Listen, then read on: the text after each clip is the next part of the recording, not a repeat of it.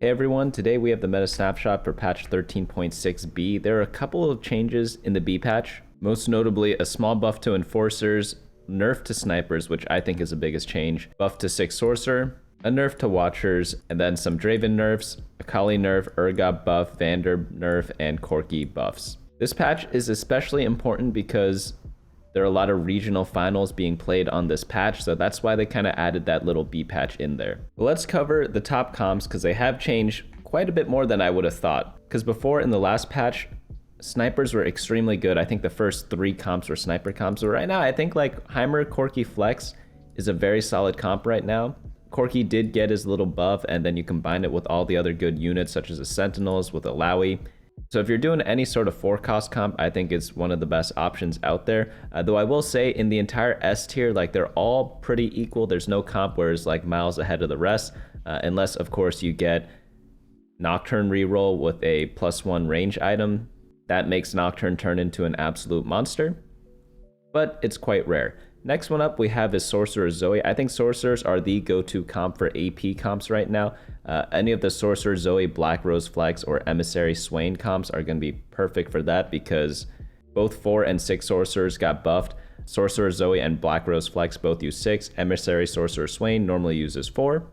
And when a lot of the game comes down to going AD or AP, you have the AD option in Corki comps, and then you have the AP options in these AP comps over here. Next up in the A tier, I think the Emissary Ambessa Corki comp is really strong right now because we did get the Corki buffs. Some of the other stuff got nerfed, so that means everything else gets better when one thing gets nerfed. And I think this comp kind of sneaks in there. There are fewer reroll comps compared to before, so going for something like this feels a little better right now. I'm going to put this at the top of the A tier. After that, we have Family. It did get nerfed a little bit, like Draven got nerfed, Vander got nerfed, but I still think it's overall a very solid comp, especially for beginners. After that, we have Experiment, Twitch, and Bruiser Mundo. I think Twitch is still good in the right spots. If you've got good items for Twitch and you have a good opener for it, maybe you have like some snipers and some semblance of a front line, you could easily just go into a hard force of Twitch. Nothing wrong with that. After that, Enforcer Vi, one of the best vertical comps in my opinion. Probably one of the few viable ones at that. Ambushers, pretty good reroll comp. Dominators, they've seen better days, but they're not in the dumpster anymore. They're actually playable. Scrap Corki got buffed a little bit, so that moved back up to the A tier. Rebels, it's a very hit or miss comp. Zeri, definitely down a bit. I don't think it's that great, but again, if you get the right start for it, you'll do well with it. And then Form Swapper is still okay, and then Conqueror is still okay in certain spots. I say these two are like the lowest of the A tier by far. So we're pretty much going to go over all these comps up here, how to play them, when to play them, what to play with them. So let's just get right into it. Of course, in the weird tier, like special shout out to Gloves Off Vander and Crimson Pact Vladimir. I think both of these are really strong right now. If you're looking for comps purely just a one trick, I think the best ones for that is Heimerdinger and Blackrose. Either or, take your pick. And if you're looking for beginner comps, check out Ambushers or Family builds. But let's start off with the S tier. We have Corki, Heimerdinger, Flex. This is just a comp that's built around a lot of 4-cost units, the ones being Alawi, Corki, and Heimerdinger. Heimerdinger's build has not really changed. You want blue buff, Archangels, and Gunblade. Corki, any attack damage items work, doesn't really matter which. And then lastly, Alawi, pure tank items on her. You could do utility tank items, like maybe you have like an Ionic Spark or an Even Shroud on her, depending on who your carry is. But generally, I like to have as much tankiness on her as possible and a little bit lower on the utility. But as with most tank items, when you play, you want to be sort of flexing them. Not flexing them, but like just slamming them early. That way you get a bit more value out of them. I think a lot of the mistakes I see people make the most when playing TFT is just not slamming items. Like my rule of thumb is if you have 4 or more components, like you generally should build something. There are exceptions, of course, but in most cases you should be building something. We also have the Academy version down here where you put the attack damage items that were on your Corki onto Jace. Very simple, standard fast 8 build. You could go in a lot of different directions, such as like Academy, Sentinels, and things like that. That's why I recommend this comp a lot for people who just want a one-trick comp, because it's technically not one comp. It's like many multiple comps. There are like a couple other versions of this as well, based on what you're hitting, based on what emblems you're getting. But generally, something that resembles these boards are going to be something that's going to be pretty decent to play. And eventually in the late game, you could swap out some of the cheaper units for something a bit more expensive, such as the 6-cost or the 5-cost. If you want full info on all these comps, head on over to the website bunnymuffins.lol/meta. where you'll find the full tier list and all these little guides that you could kind of leave up whenever you're playing, just so you could reference them. Because when I've been doing a lot of coaching videos recently, and a pattern I noticed is that a lot of people don't actually know what goes into each comp, and I find that inexcusable because there's so many resources out there, and if you just go to bunnymuffins.lol, you'll have all of them at your fingertips, and then you could just kind of copy paste. It's kind of like when you're taking notes in class. If you take the notes but don't do anything with it, it's not really that useful. But if you take the notes, study them, or apply them in some way, then you'll actually make very good use out of them. Next comp up we have is Quickstriker Reroll. There's a Sentinel version with the Akali and Twist of Fate focus. That version's decent, but the Nocturne focus builds are a bit better right now, but if and only if you get an artifact item on Nocturne. So if you click in here and you get your Nocturne and you take out some of the items on him and make him like a full damage build in the backline, look for artifact items because he's so good with so many of them. If you have, what is it, Sniper's Focus over here, Rapid Fire Cannon, there are a couple other ones that are really good on him. But just drop him on him, put him in the backline, put an IE on him, maybe like a Giant Slayer, and he's going to be slicing through everyone. And I'd say it's like one of those S+ tier comps when you get to that point. Like this build is almost unstoppable, and you'll get a lot of free top 4s when you play this if you hit everything correctly. But to play this, you want to do a 2 or 3 cost reroll, depending on what you're trying to focus on. Sometimes it's a Sentinel, sometimes it's the Automata, sometimes it's the other Quick Strikers. But just make sure whenever you're going this comp, you have the requirements met, mainly being uncontested, because rolling for this when you are competing with other people is going to be pretty difficult to do. But it's pretty simple. Go to level 6, at stage 3-2, stabilize your board, econ back up, and then slow roll to 50 every single turn, and you should get the Nocturne 3-star eventually. Next build up we have is Sorcerer Zoe. It's just a 6 Sorcerer, 5 Blackrose build. Very strong stuff. Zoe's going to be the primary carry, though. I think LeBlanc is very, very good too if you get her 1-star at least, but that doesn't happen every game. If you have an emblem, this comp becomes a lot better because you get to drop one of your low-cost units such as Zyra. But I like going this comp if you're aiming for Swain at first and then you don't get the Swain 3-star or you don't get the emissaries and you're looking for something else to play, go for the 6 Sorcerer version as it's very, very strong. You could also default to this build from the beginning, but obviously the chance for Swain 3 is too good to pass up on, so that is something to keep your options open with.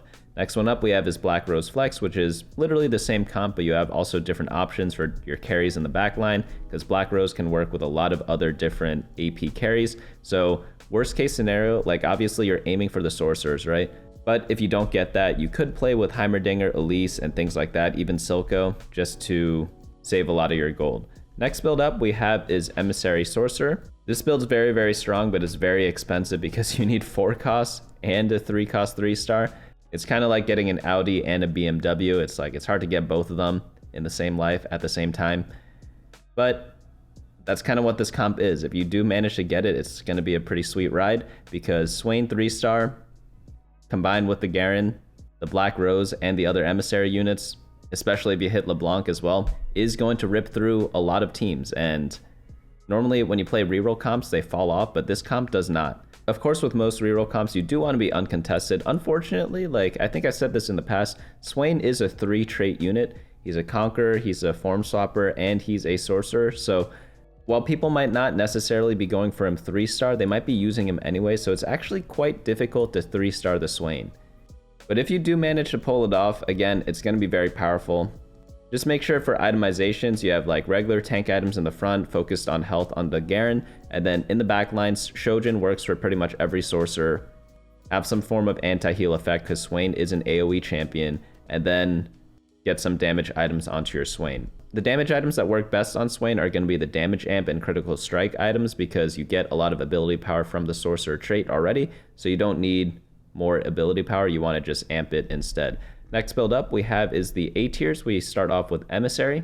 This is a great build with stuff like Bronze for Life. I was doing a coaching video I think 2 weeks ago and someone was playing this comp and then skipped Bronze for Life and I almost lost my mind. So please, if you do play this comp and see Bronze for Life, just take it because look at all the traits you have on the left. It's got like a billion traits, right? And just like with every other Emissary comp, you need to make sure you have a lot of gold to hit your conditions because emissaries are useful if you don't have all 4 of them. This comp works really well if you ever have like a really good economy in the early game, because then you're able to fast 8 really easily, roll down a bit, and ideally get the Garen and the Ambessa, which are so hard to get for some reason. Well, we do know the reason. It's because it's just hard to get very specific 4-cost units, no matter what comp you're actually playing. Another note about this comp is taking these units off of Carousel. I do it very often, grabbing Garen or Ambessa, whichever one I'm missing, because again, getting them is just that important, and sometimes you need to sacrifice having perfect items just to get the 4 Emissary up and running as soon as possible. One other thing to note with this comp is that Gangplank is a great item holder in the early to mid game, same with Twisted Fate, and oftentimes they could help you a ton during stage 3 and sometimes even stage 4 before you find Corki for your backline. Corki is a little more contested this patch just because of his buffs, but his buffs also make this comp better once you do hit him. Next one up we have is a family reroll comp. This is a Vi focused comp. You want to pretty much just play 3+ family. Well, there are only 3 family units, but you could get the emblems as well to get to 4. And then you run as many pit fighters as you can and focus on your Violet. Draven's also a very good secondary carry. Powder also does a lot of work. And pretty much anyone you 3-star can be used as some form of carry in one way or another. Another way to really activate this comp though is to get artifact items on your Violet. And pretty much if you haven't noticed the pattern yet, a lot of reroll comps do like the artifact items or like radiant items, stuff like that. But the added stats on these like bonus items or whatever you want to call them work really, really well because Pit Fighter makes really good use of extra stats. And of course, since Vi's your carry, she's going to be the perfect holder for them. To play this comp, you want to do a 1-cost reroll. We haven't really played one of those in a while, right? Because I don't think family has been in the meta for quite a bit. They got buffed up in the last patch. So in case you did forget, you want to roll down to 30 gold on stage 3-1. That's the round right after the golems. Buy all the 1-costs that you can, that you care about, Vi, Draven, and Darius. And then after that, econ back up, get to 50 gold, and then roll down to 50 every single turn, and then roll all your gold on stage 4-1 until you hit Violet 3-star. If you're close to 3-starring some of the other units, obviously go for them too. But the main goal on stage 4-1 is to get Violet 3. That way you stabilize during that stage, and that's kind of where the power spike of this comp is. If you're not winning those rounds, you're going to be in a lot of trouble because by the time you do hit Violet 3-star, everyone else will hit their comp and then they'll beat you after that. So be very careful when playing this comp. Make sure you hit her very early in stage 4. Next build up we have is Experiment Twitch. Twitch is like, yeah, he got nerfed a bit, but he's still very solid. There are a couple of different ways to play him. There's the experiments, there's the Bruiser comp, which is right beneath this. There are also some like 4 sniper ways to play him that people were experimenting with last patch. Honestly, all the builds work, but I think experiment's the most straightforward to play. If you get an emblem, it makes it even stronger, but it's not mandatory. Pretty much the only requirement in this build is getting a Rage Blade on your Twitch. After that, life becomes a lot easier because his other items, they do matter, but it could almost be anything. And then of course, in your front line, focus all your tank items onto Mundo. If you get a lot of items when you're playing this comp and you're wondering like who else should get some items, Elise is a great candidate for stuff like Protector's Vow. And of course, if you do manage to get Caitlyn, put any attack damage items on her and she'll be really, really good. Next build up we have is going to be Bruiser Mundo. It's the same build. Well, not really the same, but it's very similar because you're focused on Mundo and Twitch. You just play 6 Bruiser, put Bruiser emblem on your Mundo, and then put the same items on Twitch. Doesn't really matter what, it's just Rage Blade plus 2 other things. I've also seen this comp being played without the Bruiser emblem. Obviously, it is a lot worse, but sometimes if you get all the Bruisers for free, you could just play them because you really just need frontline units to tank for Twitch. That way he could build up his Rage Blade stacks and eventually kill everything. I think this comp is especially strong if you ever get the What's Cooking augment, or I forget what it's called. It's like the one where it gives you the frying pan and units next to the frying pan get bonus health. That one's really good in this comp because 1, you could build the Bruiser emblem with the frying pan, and 2, Bruisers multiply whatever health they get. So they're probably one of the best users of that augment. Pit Fighters obviously being another good option, so you could do that for family reroll as well. But obviously, since you're going for 4-cost units, standard leveling is going to be your go-to. For items holders for Twitch, Zeri is going to be one of the main options. You could also do Gangplank. Gangplank works really well if you get an early Elise because you could share the form swappers. But pretty much any attack damage item holder will work very, very nicely. Next one up we have is Enforcer Vi and Caitlyn. This is going to be a vertical Enforcer build. They buffed it. Like, let me show you something. Like, they buffed 8 Enforcer a ton. Like, let's go to stats on teamfight.lol and go to traits. And then in here, we could type in Enforcer, and we'll see here that obviously 10 Enforcer is really good, right? But we're not getting that anytime soon. 8 Enforcer right now is a 3.84. If we compare that to last patch, it was at like a 4.1, so it's a pretty sizable buff. Of course, it's not like that simple. Like, data is always weird to talk about because there are a lot of assumptions behind this, but Aid Enforcer by default has to be good because you need to hit a legendary to get that. And when you're playing legendaries, like your average placement already goes up a ton, right? Because you need to live long in order to get a legendary in most cases. And obviously if you get it, it's like really good, right? Because they're supposed to be the best units. But Caitlyn is the star of the show. And if you have Aid Enforcer, it means you have both the emblem and Caitlyn, which is pretty difficult to do. But if you do get it, this is kind of like a home run comp. Although there are ways to stabilize this comp without it at 6 Enforcer, it's just a lot more difficult to do. But a great thing about this comp is that there are a lot of flex spots in this build. For example, if we take a look at the comp here in the team builder, and we take out all the non-enforcer units, you'll see over here on the left-hand side, there are a lot of different units you could flex in here. So if we want to look at like all the 4-cost units, for example, like technically you could play Echo with Ambusher. I don't like him that much, but like Bruiser, Elise is probably going to be pretty good with Bruiser. If you take her out, like there's other pit fighters you could build. That's why I like Savika. Quickstriker, you could play Ambessa. Sentinels, you could play Alawi. There's so many different things you could play with this build that if you do get the emblem, you could pretty much just use whatever you hit, which saves your money a lot because you don't have to constantly roll for one exact 4 or 5 cost unit. Like Rumble also works, for example, here. So there are like a billion different versions of this comp depending on who you get. Obviously, you want to put the Enforcer emblem on that extra unit, and they're going to be putting in a lot of work for your team. If you get them 2-star, itemize them. If not, just leave them with the emblem and focus on like your Caitlyn and your Vi. Tank items could go on the Enforcer emblem holder, such as like Alawi if you're using Alawi, or it could just go on your Loris, though Loris isn't the best option in most cases, but sometimes he's all you got. Next build up we have is Ambushers, Smeech, Camille. They're all decent, but obviously you want to focus on Smeech. Smeech is just in a weird spot right now. Like he's decent, he's okay, but he's not super broken by any means.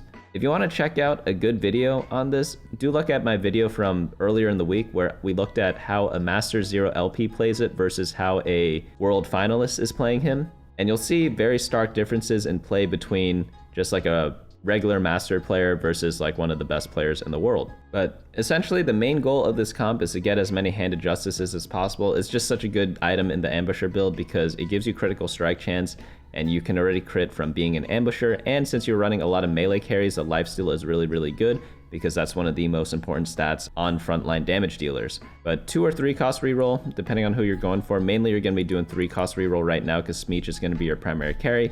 But there are also other versions of this build, such as the Chem Baron version. And you could, again, check that out in the spectating video I talked about before. It's just on my main channel. Next one up we have is Scrap Corki. Scrap is back, but not like super good. Like it's playable, don't get me wrong. It's always been playable, but it was a little bad last patch, and then they buffed up Corki, so it's like decent again. But with Scrap, it's not like something you're aiming for every game, but let's say you didn't really commit to many items, so you have a lot of random item components that are just sitting around, and then you hit an early Corki, you could consider going for this build. Or if you get a Scrap emblem early and are win streaking with that. Like one of those 2 scenarios I'd say are going to be ideal for going Scrap. And it plays the same way that it did before. Your Corki is going to have a bunch of generic attack damage items. Echo's going to have AP. Rumble's going to have like AP/tank items. And then you just spread random components throughout your team. You'll pretty much always get something good because you get lucky items at 6 Scrap, but the ones that I'm showing here give you like slightly better value, but it doesn't really matter that much. Just make sure you get the primary items correct and then get as many of the extra items as you can. If you do play this comp and you're picking augments, make sure you pick a lot of the item augments because getting more items in this build means that you get more shield value on your Scrap units. So it's a great way or easy way to combine the two. Next build up we have is going to be Dominators. Dominators have seen better days, but if you're able to get 6 Dominator with Mordekaiser in there, you're going to be slapping a lot of people with Mordekaiser. He's still a very good carry, but it's just very difficult to get that. And the 4 Dominator like stabilization before you get Mordekaiser is not that great compared to other comps. Like if you compare it to 6 Enforcer versus 8 Enforcer for 4 Dominator versus 6 Dominator, it's a lot easier to stabilize with the Enforcers, in my opinion, than it is with the Dominators, which is why this comp is a little bit lower on the tier list right now. I think if Silco becomes a bit better or if Ziggs stabilizes a bit harder early on, the comp would be a bit better. But unfortunately, that's not the case right now. So when do you want to play this comp? You want to play this if you're playing AP and you're going for Sorcerers and then you just happen to hit all the Dominators. Like, yeah, go for them instead. Play the Blackrose with them that you bought for the other comp. And yeah, it is what it is, right? Can't always get what you want. Luckily, no one's going to be buying these units because no one goes for Silco anymore, so you do have that going for you. Regular fast 8, fast 9 pattern's going to work. This comp does make use of a lot of different legendary units, which is pretty nice. And emblem, no emblem, doesn't really matter. I do prefer with the emblem, of course, as I do with every single comp, but it's by no means mandatory. Next build up we have is Rebel Zoe. Very hit or miss comp here. If you do go for this, make sure you have a lot of gold. I did a coaching video on this recently. I believe it's the video right before this one. So if you have not checked that out yet, I recommend you do. It's played with Wandering Trainer, so it's a bit different. But essentially with the Rebel Zoe build, I don't know why I call it Rebel Zoe. I should just call it Rebel Jinx. Jinx is going to be super duper important and pretty much the only unit that matters in the late game. In the mid game, obviously you need everything else. Like you need 2-star Alawi for sure. Getting a 1-star Zoe to stabilize your board is absolutely critical. But in the super late game, like Jinx is going to be the only unit that matters. If you do not get 2-star Jinx, you cannot play this comp. Unfortunate, I know, but it is what it is. If you do get an emblem, obviously the comp becomes better as it does with every other comp because you just get an extra unit slot. And if you manage to get 2 of them, getting the 10 rebels is going to be an auto win because it's really difficult to compete with any of the prismatic traits. If you want to check out all the prismatic traits and how well they do, go to stats, traits as we did before. And then, I mean, just look at the top, right? Like, yeah, you're going to be doing pretty well. 1.22, good enough, right? Hard to get to, I know, but you just need 2 emblems. This is the easiest prismatic trait to get. The other ones require 3. Next build up we have is going to be Zeri Reroll. This one's just going to be a standard 2-cost reroll comp into 3-cost reroll. You focus on Zeri and then Scar later on. If you get Firelight Emblem, great. If not, don't worry too much about it. You can sometimes combine Vander and Zeri by using Vander as the main tank, but this comp did get nerfed a bunch. It's still playable if you get it, so don't just like completely ignore this comp just because it got nerfed and just because it's lower on the tier list. If you get the right starts for it, it's going to be good, especially since like the requirement for most reroll comps is uncontested. Yeah, no one's going to be contesting you on this comp because it's not as OP anymore. But last patch, like a lot of people were playing it and people were griefing each other, both going for it, or like sometimes 3 players going for it. That's not good, right? Everyone just like holds hands into an 8th place. But nowadays, on the new patch, Zeri is for sure playable. So if you do get a 2-star Zeri, maybe you're using her as an item holder for your Twitch because they use the same exact items. And then like you're seeing your natural shops and you're like, hey, I got like 2 more Zeris. So I have 5 total Zeris already. Yeah, you could definitely look into re-rolling Zeri 3-star and swapping into this comp instead, and it's going to be like no regrets there. It's going to be pretty good. Not amazing, but pretty good. But those are the main comps I want to cover right now. Again, in the like weird tier, we have the Gloves Off Vander and the Crimson Pact Vladimir. Those are the 2 like hero augments that I think people should focus the most on. But I think a good way to approach this patch right now is see if you get some of the emblem comps, because obviously emblem comps are nice and easy to play. They're also very strong if you hit all the conditions, which obviously you hit most of them when you do get the emblem. Go for them, hard force them, whatever, do pretty decently. You have to get like really unlucky to not top 4 with these comps if you play them from a good start. For example, don't just pick these emblems blindly. Like obviously you have to have a good start for them. For example, if we look at sorcerers, if you have like Zyra and Lux and you're gonna get them 2-star if you pick the sorcerer emblem or whatever, like yeah, it's gonna be good then. But if you pick them and you have no copies of any of the sorcerers, like it's gonna be pretty bad, right?